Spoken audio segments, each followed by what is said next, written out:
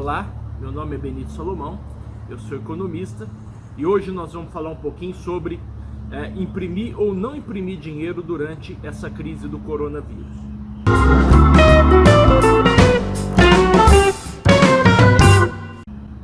Bem, para quem não me conhece, é novo no canal, eu sou economista, tenho mestrado em avaliação de políticas públicas pela Universidade Federal de Uberlândia, faço agora doutorado, estou no terceiro ano do doutorado em macroeconomia, também pela Universidade Federal de Uberlândia, e gravo esse vídeo com vocês aqui da Universidade de British Columbia, em Vancouver, no Canadá, onde sempre nós escolhemos um lugar bonito do campus aqui, para inclusive estar mostrando para vocês ao longo das gravações.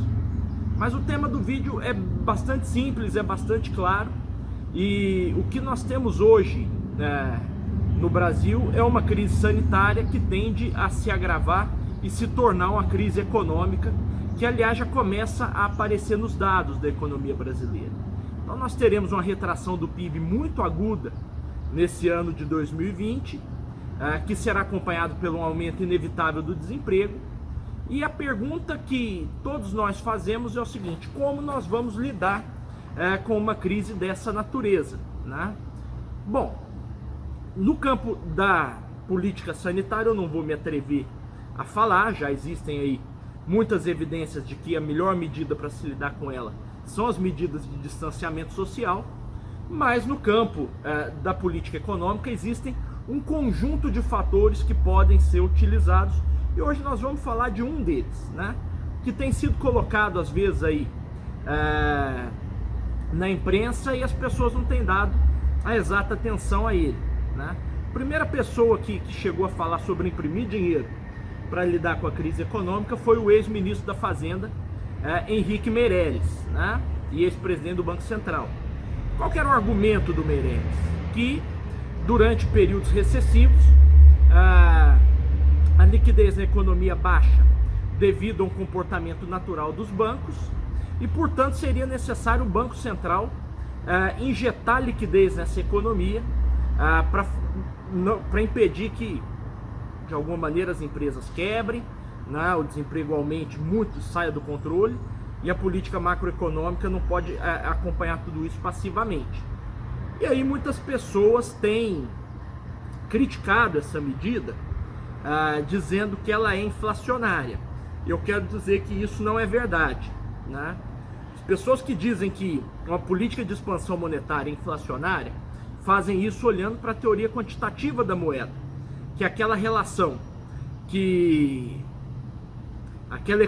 relaciona a quantidade de moeda disponível vezes a velocidade de circulação da moeda em relação ao produto da economia e ao nível geral de preços, né? De forma que as relações clássicas de macroeconomia dizem que o M, a relação, o estoque de moeda determina P, se em grande medida a velocidade de circulação da moeda for constante, né? E não é o caso aqui. Não é o caso aqui, porque como você tem medidas de distanciamento social sendo aplicadas em vários lugares do Brasil, em um cenário de uma crise como essa, a velocidade V de circulação da moeda cai a zero, ou próximo de zero. Então isso, nesse sentido, o Banco Central emitir mais moeda não levaria a um aumento de P. Ao passo que se o Banco Central não emitir mais moeda, isso levaria a uma queda muito aguda do Y, do produto e da atividade. Então eu não acho que essa é uma proposta ruim, não nesse momento, né? É muito bom a gente dizer que política macroeconômica, ela tem momento para ser feita, né? Isso não é uma política macroeconômica que seria feita em condições normais, né, cuja velocidade de circulação da moeda seria constante, né? Isso é um instrumento que tem que ser utilizado em momentos como esse, né? Porque nós teremos em breve uma crise de liquidez nas empresas, né? Dado o desemprego, nós teremos uma crise de liquidez nas famílias, e isso pode gerar uma interrupção não só da circulação de moeda, mas também do pagamento de dívidas, e causar uma crise bancária. E diante disso, né, tentando até me antecipar a isso, Eu escrevi o artigo semana passada lá no meu site, quem quiser entrar, benitosalomão.com.br, propondo que o Banco Central agisse, ao invés de imprimir simplesmente dinheiro, agisse comprando dívidas de famílias de baixa renda, principalmente dívidas de cartão de crédito e cheque especial, né?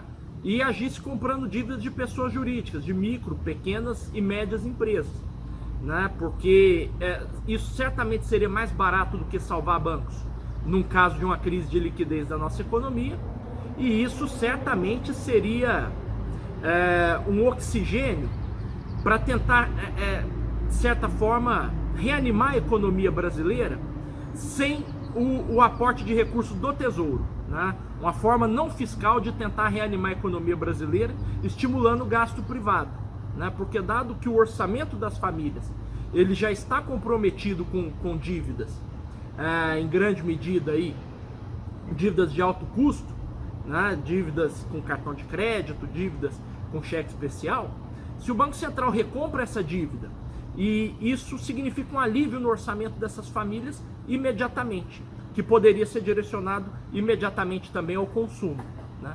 A mesma coisa as firmas, isso seria uma forma de injetar capital de giro nas firmas, né? Uma vez que parte do fluxo de caixa delas estão comprometidos aí com pagamento de dívidas, né? Que às vezes nem são de tão alto custo assim, mas isso injetaria uma liquidez nessas firmas aí que poderiam ter um capital de giro para sobreviver durante mais tempo, ao invés de simplesmente se endividarem mais nesse momento para tentar manter o emprego, como aliás as medidas anunciadas até aqui têm sido propostas. Então essa é a nossa proposta de hoje, esse é o nosso vídeo de hoje. Se você chegou até aqui e gostou, peço que se inscreva no canal, compartilhe com seus amigos, né? Hoje nós estamos gravando o vídeo aqui desse jardim que fica dentro do Instituto de Estudos Asiáticos da Universidade de British Columbia. Você pode ver aqui essa torre asiática aqui, que é um instrumento decorativo, muitas flores, um lugar muito bonito. E toda semana nós vamos trazer um vídeo novo, com uma discussão nova, e mostrando uma parte bonita aqui do campus da Universidade de British Columbia. Obrigado a você e até a próxima semana. Deixe nos comentários aí o que você gostaria de ouvir na próxima semana, sobre qual tema nós deveríamos discutir. Um grande abraço a todos.